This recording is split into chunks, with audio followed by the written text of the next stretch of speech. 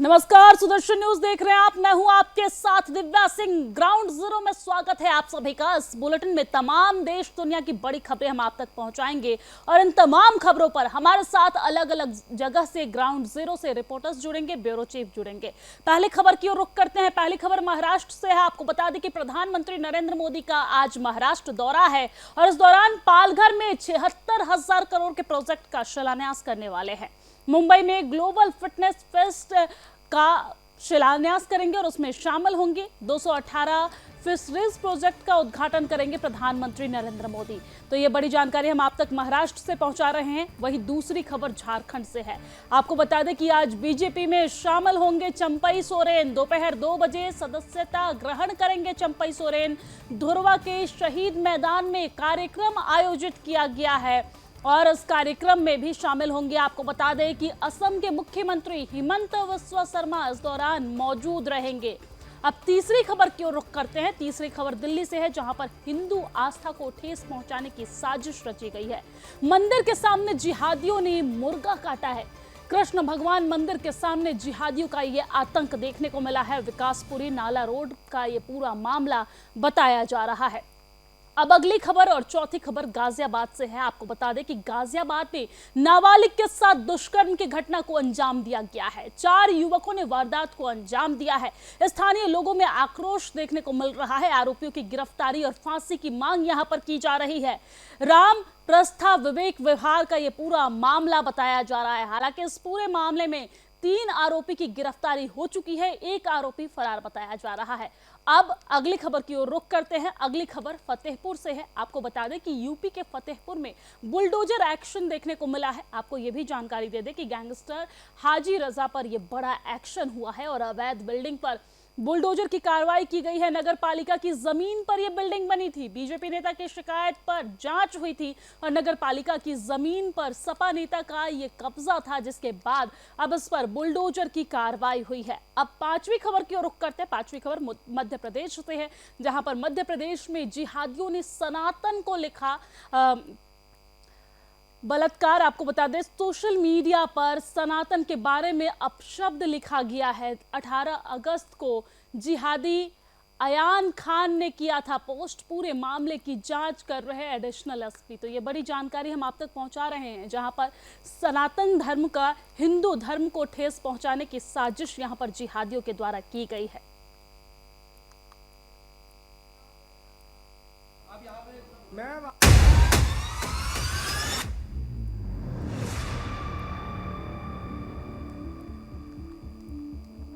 तो इससे पर हमारे साथ अलग अलग खबरों पर अलग अलग जगह से रिपोर्टर्स जुड़ गए हैं, ब्यूरो चीफ जुड़ गए हैं। सबसे पहले झारखंड की ओर रुख करते हैं। झारखंड से हमारे ब्यूरो चीफ मुकेश खत्री हमारे साथ जुड़ गए हैं। मुकेश, आज बीजेपी में चंपई सोरेन के शामिल होने की खबर सामने आ रही है। दोपहर 2 बजे वो सदस्यता ग्रहण करेंगे। किस तरह की हलचल झारखंड में देखने को मिल रही है? झारखंड की राजनीति में ताजा क्या है, बताइए विस्तार से। देखिए, बिल्कुल आप जिस तरह से कह रहे हैं वो आज की घटनाक्रम झारखंड के लिए भी महत्वपूर्ण है, क्योंकि झारखंड की गठन के बाद से अभी 24 साल में देखा जाए तो 13 बार अलग अलग लोग मुख्यमंत्री बने हैं। और लेकिन झारखंड में विकास के नाम पर कुछ भी नहीं हुआ। यहाँ आदिवासी के लिए ही झारखंड का निर्माण हुआ था, लेकिन वो भी मकसद पूरा नहीं हो पाया। ऐसे में आज का दिन बहुत ही खासम खास है, क्योंकि जो झारखंड का कोल्हान क्षेत्र है, जहां पर जेएमएम का सबसे ज्यादा विधायक जीत कर आते थे, उनके टाइगर माने जाने वाले चंपई सोरेन को आज बीजेपी में शामिल हो रहे हैं। 2:30 बजे का समय रखा गया है उनको शामिल करने के लिए शहीद मैदान में। और इसके लिए यहाँ पर जो केंद्रीय कृषि मंत्री हैं शिवराज सिंह चौहान, वो यहाँ मौजूद है। हेमंत बिस्वा शर्मा असम के मुख्यमंत्री यहाँ मौजूद है। साथ ही जो झारखंड के प्रभारी हैं लक्ष्मीकांत वाजपेयी, वो भी यहाँ मौजूद है। उन सब की मौजूदगी में आज चंपई सोरेन बीजेपी का दामन थामेंगे। इसको लेकर जो तैयारियों का जोड़ कहे तो पहले बातें थी कि चंपई सोरेन और लोबिन हुमरम और जो बबलू चंपई, जो चंपई सोरेन के बड़े बेटे हैं, वो सिर्फ ज्वाइन करेंगे और इनके लिए पहले मंच बना हुआ था कार्यालय के अंदर में। लेकिन उसके बाद जैसे ही जो बातें हवा की तरफ फैली कोल्हान में कि कोल्हान के टाइगर बीजेपी जा रहे, तो जो कोल्हान में उनके समर्थक थे, जो जेएमएम में थे, वो सब अब बीजेपी ज्वाइन कर रहे हैं। ऐसे में आज जो है हजारों की भीड़ जो है रांची में आ रही है। तो इनको देखते हुए रातों रात इनके लिए शहीद मैदान पर मंच बनाने की तैयारी की गई और अब मंच भी बिल्कुल कंप्लीट हो जी, गया है। ठीक 2:30 है। बजे शपथ ग्रहण मुकेश, समारोह है। लेकिन इसी बीच सवाल है कि ये भी है कि कोल्हान का टाइगर कौन? एक तरफ चंपई सोरेन तो दूसरी तरफ रामदास सोरेन। पलड़ा किसका भारी है? किसकी ओर लोगों का ज्यादा झुकाव देखने को मिल रहा है? एक तरफ चंपई सोरेन अब जेएमएम छोड़ के बीजेपी में शामिल हो रहे हैं, तो रामदास सोरेन उधर शपथ ले लिए हैं। किसका पलड़ा भारी? देखिए, मैं आपको इसके लिए तो बताऊँगा कि चंपई तो चंपई है, टाइगर यही है और आपको याद भी होगा हम लोगों ने खबर भी चलाई थी कि जब चंपई दिल्ली जा रहे थे आज से 15 दिन पहले, तो रामदास सोरेन भी उनके साथ बीजेपी जाएँगे, ऐसी बातें हम लोगों ने चलाई थी। और उसके बाद हम लोगों ने ये भी चलाया कि मुख्यमंत्री हेमंत सोरेन ने उनके बाद जिनके-जिनके नाम आए थे, चाहे वो अम, दशरथ गगरई हों, चाहे रामदास सोरेन हो, चाहे समीर मोहंती हो, जो कोल्हान के जेएमएम के नामी अच्छे विधायक हैं, इन सभी को अपने आवास में बुलाकर डैमेज कंट्रोल के रूप में उन सब से बातें की, उन सब की नाराजगी दूर की और कहीं न कहीं उसी का ये प्रतिफल है कि रामदास सोरेन नहीं मान रहे थे, हम्म। तो इनको आनन-फानन में आज मंत्री पद का शपथ दिलाया गया, इनके चंपई सोरेन के बीजेपी में जाने से पहले। तो हम्म। ये बताता है कि कितनी जल्दबाजी में ये शपथ ग्रहण समारोह हम्म। जेएमएम के द्वारा किया गया है। हम्म। और रही बात चंपई सोरेन की, तो चंपई सोरेन आंदोलनकारी रहे हैं। उन्होंने 10वीं पास करने के बाद से सक्रिय राजनीति में गुरुजी जो जेएमएम के संस्थापक हैं, जी। उनके साथ वो काम कर रहे थे। तो ऐसे में झारखंड में उनकी पहुंच बहुत अच्छी है हम्म। और उन आदिवासियों में दूसरे नेता माना जाता है हम्म। शिबू सोरेन के बाद में। तो जी। ऐसे में चंपई सोरेन का कद काफी ऊंचा है और बीजेपी को आने से निश्चित रूप से बड़ा फायदा जी, मिलेगा आगामी चुनाव में। जी। ठीक है मुकेश, यानी कि जिस तरीके से देखा जाए तो चंपई सोरेन और शिबू सोरेन साथ में काम करते थे। हालांकि गुरु माना जाता है शिबू सोरेन को, और शिबू सोरेन के साथी थे चंपई सोरेन, और हेमंत सोरेन के पिता है शिबू सोरेन। तो ऐसे में हेमंत सोरेन को फायदा तो मिला, लेकिन कहीं ना कहीं कांटे का टक्कर देखने को मिल रहा है, क्योंकि कोल्हान के जो टाइगर हैं वो चंपई सोरेन कहे जाते हैं। और चंपई सोरेन जब बीजेपी में शामिल होंगे तो आने वाले दिनों में विधानसभा का चुनाव है झारखंड में, तो इससे बीजेपी को बड़ा फायदा मिलता दिख रहा है। आप हमारे साथ जुड़े रहिए, लौटूंगी आपके पास, लेकिन इसी बीच आपको सीधा लिए चलते हैं दिल्ली से हमारे संवाददाता सूरज कुमार हमारे साथ जुड़ गए हैं। सूरज, जिस तरीके से हम देख रहे हैं कि हिंदुओं की आस्था को ठेस पहुंचाने के लिए जिहादी ने हर एक वो कुकर्म किया है। अब ये मामला सामने आ रहा है कि जिहादी ने मंदिर के सामने मुर्गा काटा है। क्या है मामला? इस पूरे मामले पर क्या कुछ कार्रवाई की गई है? जिहादियों के हौसले इतने बुलंद होते कैसे नजर आ रहे हैं, बताइए। दिव्या, मैं आपको बता नाले रोड का है और मंदिर और दुकान के बीच में सिर्फ एक रोड का फर्क है। वैसे कानूनी तौर पर अगर देखा जाए तो मंदिर से किसी भी धार्मिक स्थल से 100 या 150 मीटर की दूरी पर ही है जो मांस मछली की दुकान लगाई जा सकती है। लेकिन आप तस्वीर साफ तौर पर देख सकते हैं कि किस तरीके से जो है राधे कृष्ण मंदिर के ठीक सामने जो है यहाँ पर ये मुस्लिम जो है मुर्गा काट रहे हैं, मछली बेच रहे हैं खुलेआम। आपको बता दूं कि यहाँ के विधायक महेंद्र यादव हैं और कई बार पुजारी, जो मंदिर के पुजारी हैं, उन्होंने भी इस चीज की कंप्लेन करी है। लेकिन कहीं ना कहीं आम आदमी पार्टी के विधायक महेंद्र यादव का जो हाथ है मुसलमानों के ऊपर, से बात करें तो लाइट काट दी, ये बोलकर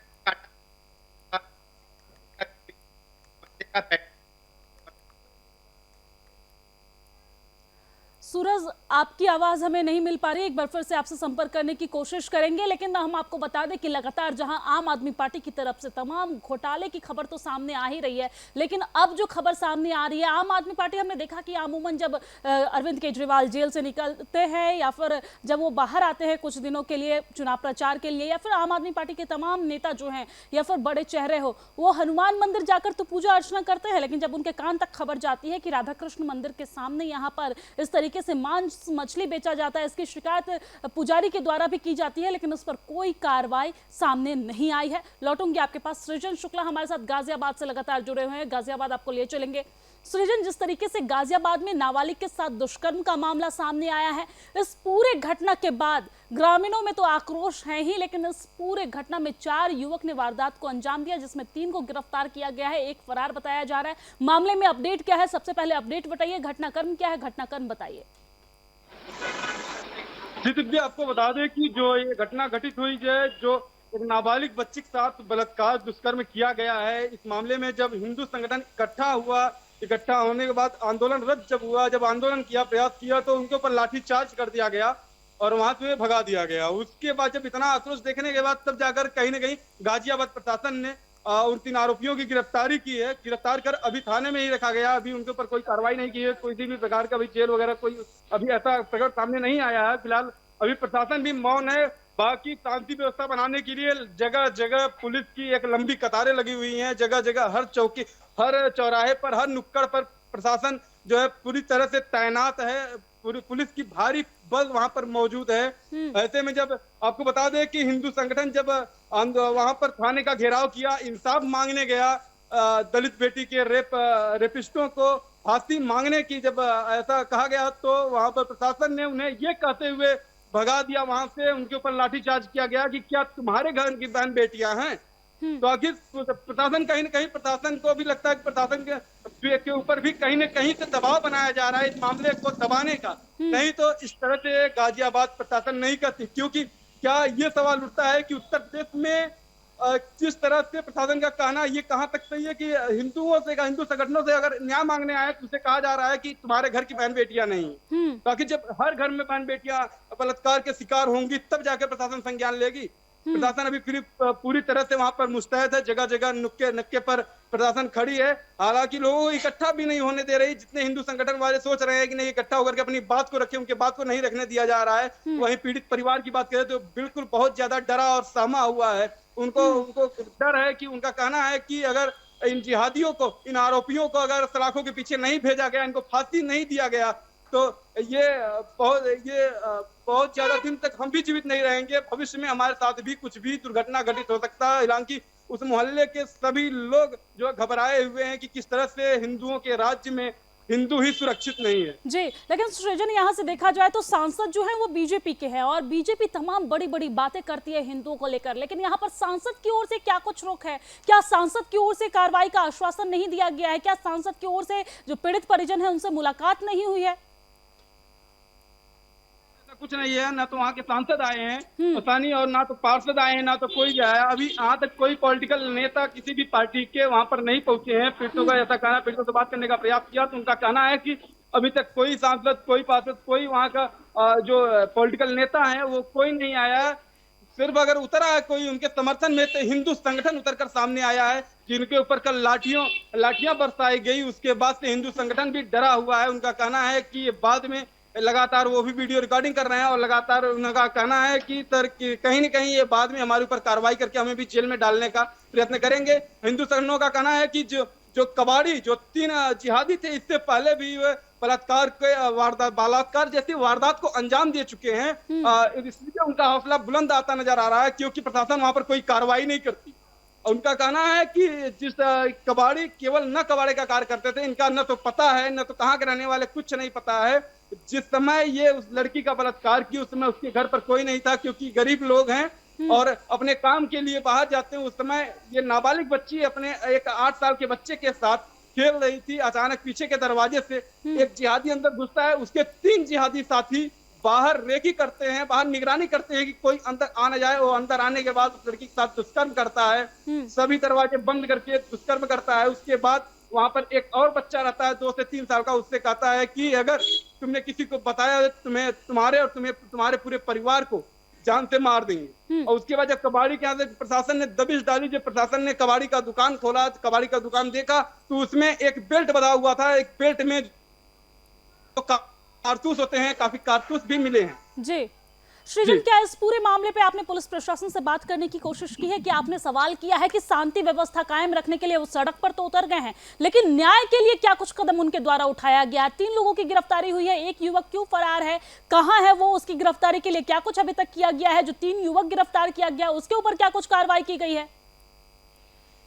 अभी तक प्रशासन से बात करने का प्रयास किया तो प्रशासन अभी भी कुछ भी बोलने से साफ इनकार कर रही है। कहना है कि हम आगे कार्रवाई कर रहे हैं, जब कार्रवाई पूरी हो जाएगी तो हम आप लोगों को बता देंगे। फिलहाल इस बारे में अभी 3 लोगों की गिरफ्तारी कर थाने में बैठाया गया। अभी इसके अलावा और कोई अभी कार्रवाई नहीं की जा रही। बस अगर कार्रवाई की जा रही है तो हिंदू संगठनों पर की जा रही है, उनके ऊपर लाठियां बरसाई जा रही है, उन्हें भगाने का प्रयास किया जा रहा है। हर चौराहे, हर नुक्कड़ पर जो है अपने पुलिस फोर्स को तैनात कर दिया गया है।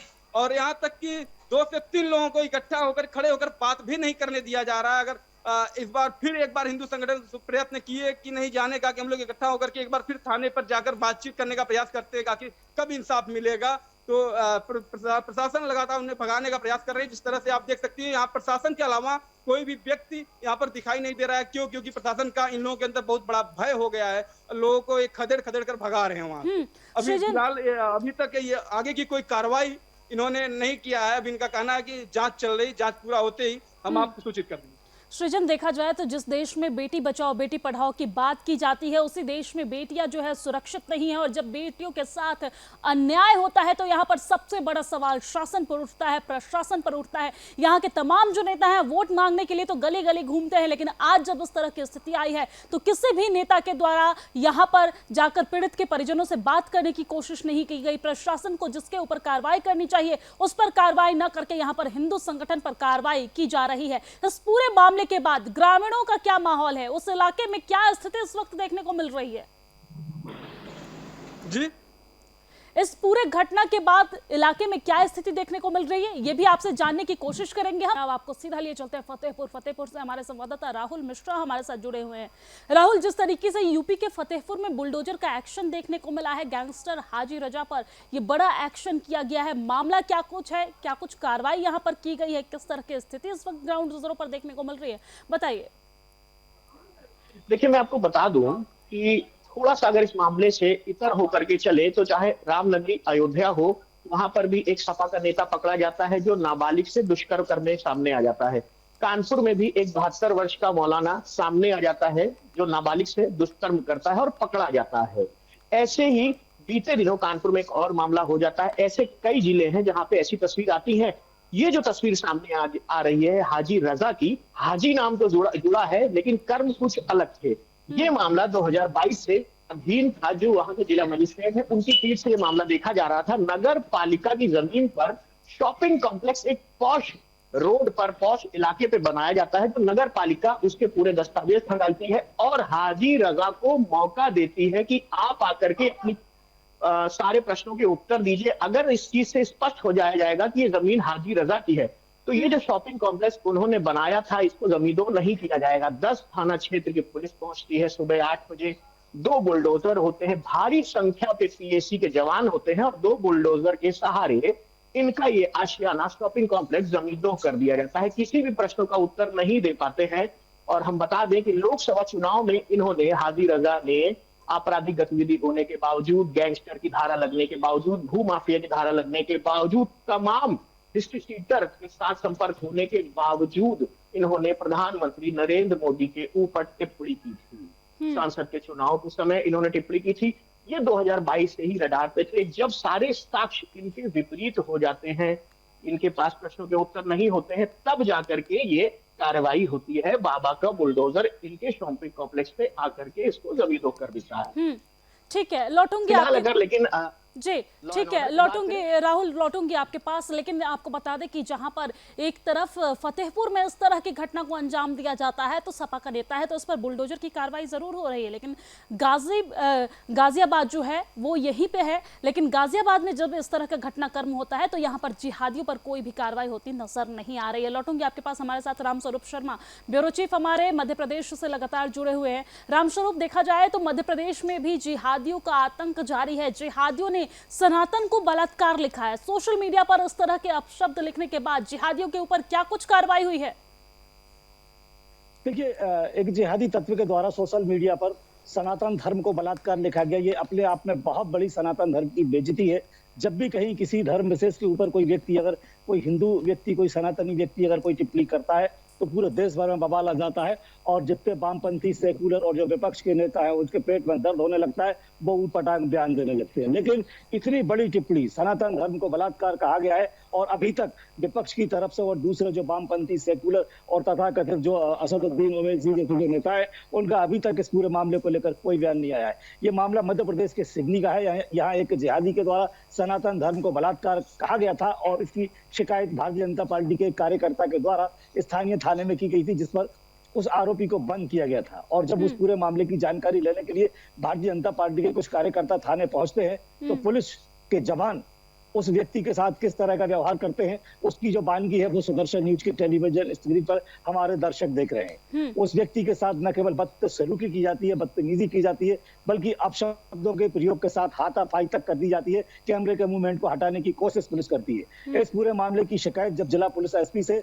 और भारतीय जनता पार्टी के वरिष्ठ कार्यकर्ताओं से और पदाधिकारियों से आवेदक ने की, तब इस पूरे मामले को जाकर पुलिस के वरिष्ठ अधिकारियों ने संज्ञान लिया और पुलिस के उस अधिकारी को फिलहाल निलंबित किया है और उस मामले की जांच करने की बात की गई है। लेकिन जिहादी तत्व के ऊपर किस तरह की कार्रवाई की गई है, यही जानने के लिए वह व्यक्ति गया था और यही हम जानना चाहते हैं कि वो चीज अभी तक सार्वजनिक नहीं हो पाई है कि जिहादी के ऊपर फिलहाल थाने में बंद किया गया है, लेकिन उसके ऊपर किस तरह की धाराएं लगाई गई हैं, क्या प्रकरण बनाया गया है, जो जमानती है या गैर जमानती है। पुलिस ने इस पूरे मामले को लेकर अभी तक अपनी चुप्पी नहीं तोड़ी है और न ही विपक्ष के वो लोग जो सनातन धर्म के ऊपर जब जब अन्याय होता है तब उनके मुंह में दही जम जाता है, न ही उनकी तरफ से कोई इस तरह का बयान आया है। ये पूरा मामला मध्य प्रदेश के सिवनी जिले का है। जी ठीक है रामशोर, बहुत बहुत धन्यवाद तमाम जानकारी साझा करने के लिए। हमारे साथ अन्य रिपोर्टर्स भी जुड़े हुए थे, सभी रिपोर्टर्स का बहुत बहुत धन्यवाद ग्राउंड जीरो से जानकारी हमारे दर्शकों तक पहुंचाने के लिए। इस बुलेटिन में फिलहाल के लिए इतना ही, लेकिन देश और दुनिया की तमाम खबरों के लिए आप देखते रहिए सुदर्शन न्यूज।